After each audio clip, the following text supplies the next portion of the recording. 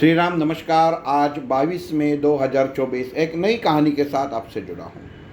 एक बच्चा जो स्वर्ग में अभी उसका अगला जन्म लेने का समय आ गया था, लेकिन मृत्यु लोक का पूरा नज़ारा देख के वो घबरा गया और भगवान को बोला कि भगवान मुझे ये पृथ्वी लोक पे मृत्यु लोक पे जन्म लेना ही नहीं है।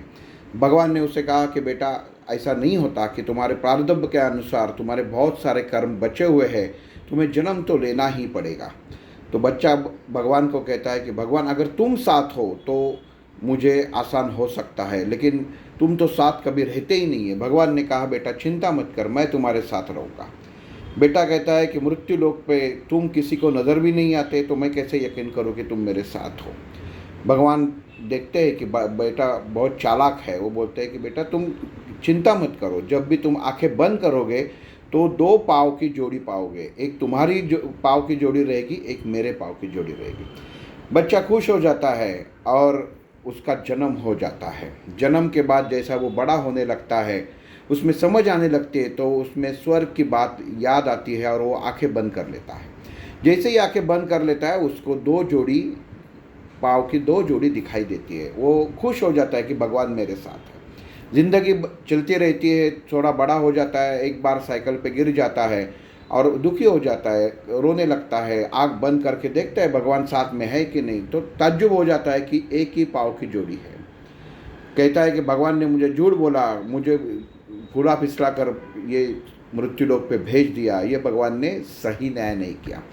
आगे ज़िंदगी चालू हो जाती है, बड़ा हो जाता है, शादी हो जाती है। जब भी ज़िंदगी में कोई उसको कष्ट आता है तो वो आँख बंद के जब देखता है कि भगवान साथ में है नहीं, वो खाली एक ही पाँव वहाँ पे उसको एक ही जोड़ी नज़र आती है। वो बहुत दुखी हो जाता है कि भगवान ने मुझे पूरा फंसा ही दे दिया। उम्र बढ़ती है, एक दिन बूढ़ा हो जाता है, पूरा संसार उसका जो फैमिली का है वो पूरा हो जाता है और वो समय आ जाता है जो मृत्यु लोक का है। मृत्यु के समय भी वो आँख बंद करके देखता है कि इस वक्त तो भगवान साथ में है कि नहीं। तो आँख जैसे ही बंद करता है तो वो देखता है कि कोई नहीं, एक ही जोड़ी पाँव की वहाँ पे है। उसको उसी समय भी याद आता है कि पूरी ज़िंदगी गई, जब सुख का क्षण होता हो तो भगवान साथ में है, लेकिन कोई दुख का क्षण होता हो तो भगवान ने साथ दिया नहीं।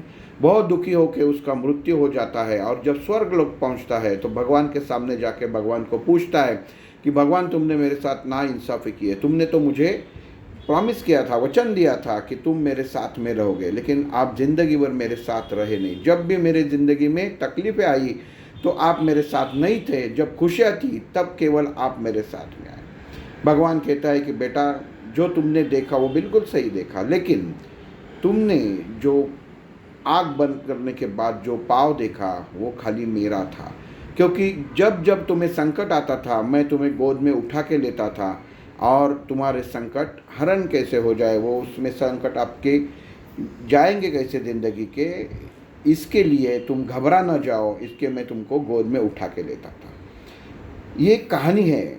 ये कहानी का मतलब आप समझ गए। बच्चे को बाद में स्वर्ग में एहसास हो जाता है कि मेरे हाथ से बहुत गलती हो गई, मैं गलत समझ बैठा।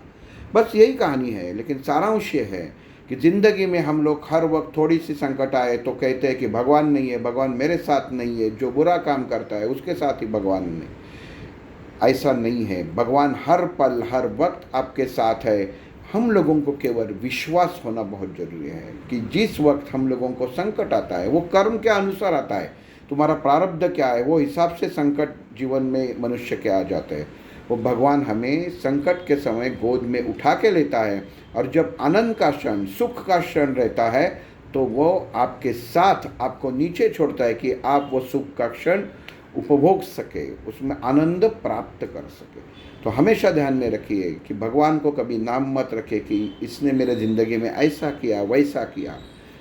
एक और बात कहता हूँ कि 108 मणि की माला हम लोग जपते हैं तो हमारा ध्यान भगवान की तरफ नहीं रहता, बाहर इधर उधर मन भटकता है।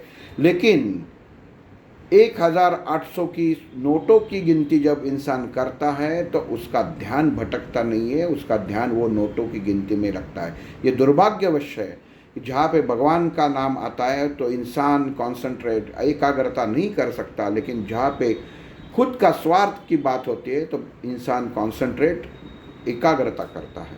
तो हमेशा याद रखिए कि भगवान को कभी न भूले।